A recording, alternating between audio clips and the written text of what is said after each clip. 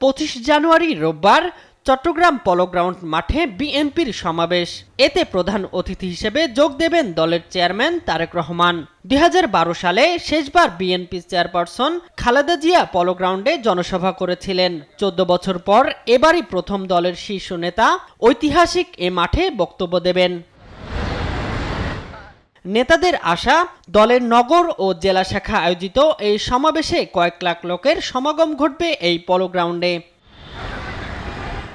তারেক রহমান এর আগে 2005 সালের 6 মে সর্বশেষ চট্টগ্রাম সফর করেছিলেন। দলের চেয়ারম্যান হওয়ার পর এবার প্রথম চট্টগ্রামে আসছেন তিনি। এতে চাঙ্গা নেতাকর্মীরা।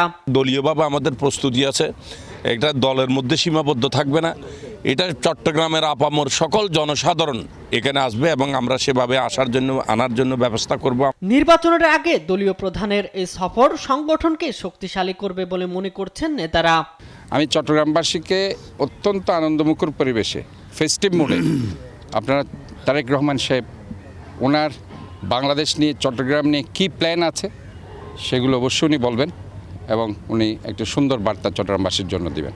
জনসভাকে ঘিরে আইন শৃঙ্খলা রক্ষায় প্রশাসনের পক্ষ থেকেও নেওয়া হচ্ছে ব্যাপক প্রস্তুতি। শামীম হোসেন, নিউজ ডেস্ক, দেশ টিভি।